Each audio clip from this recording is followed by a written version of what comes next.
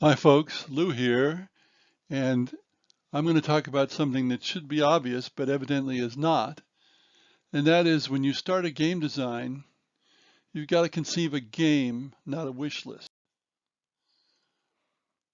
In other words, and I know from my teaching experience that to many people this isn't obvious.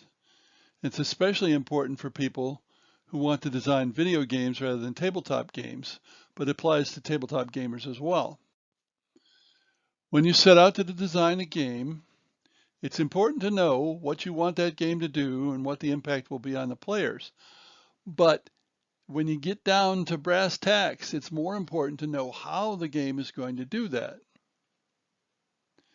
Typically, beginners trying to design a video game will have visions of how wonderful it will be and how cool it will be and how much it will be just what they want to play.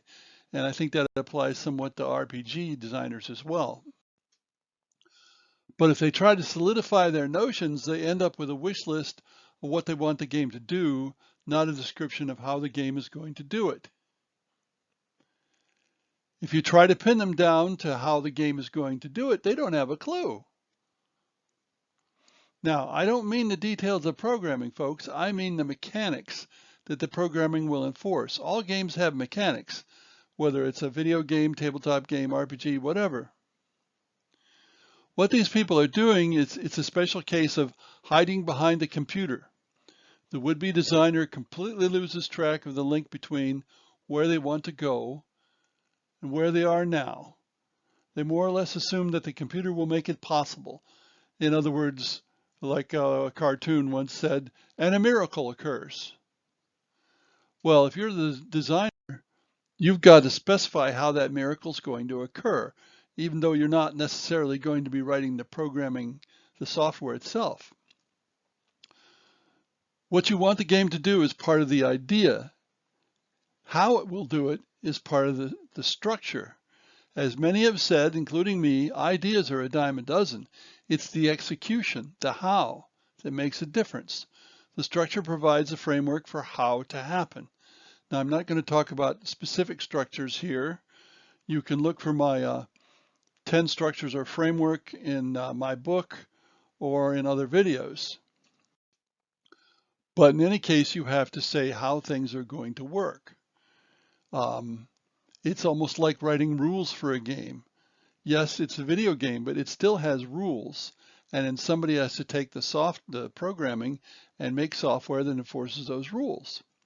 So a wish list is okay, but if you don't know how to get there, you may just be describing your favorite game on steroids, your favorite game to the max. Frequently in such lists, the would-be designer will say that he or she will have the best story ever, the best graphics ever, and so forth, which actually does not mean anything at all. Because unless you know some practical method that will let you have the best story or the best graphics or the best whatever, no one's going to believe you'll do it. And it's most unlikely to happen. After all, what makes you so special? How are you going to make this stuff better than anybody else? The many, many, many people in the world who are making video games. There's no reason to believe it. So you're wishing, not designing. In a sense, it's a form of fanboy or fangirlism. Now, the tabletop game designer is less likely to fall into this trap because there's no computer to hide behind, so they know there's got to be a way to achieve what they want. It's much more obvious that they have to figure out the mechanisms the game will use to reach the desired result. And this is yet another reason why it is more practical and more instructive to learn to design with tabletop games, even if you intend to be a video game designer. Now, some designers like to also make what might be called a Ylist to indicate what they want the players to experience. You could call it an experience list as well. This is more likely for video games, which can use the power of the computer to provide a greater variety of personal experience than is possible with board and card games. Role-playing games can also provide more variety thanks to the GM, but there you're relying more on the GM. In a video game, you're relying on the software.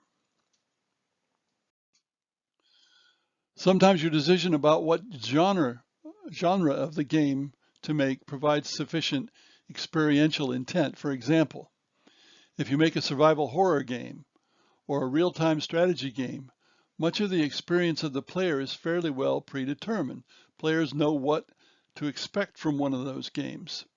Or for a tabletop game, you might choose a family game, a screwage game, a historical war game, a multi-sided war game, an abstract game, and so on.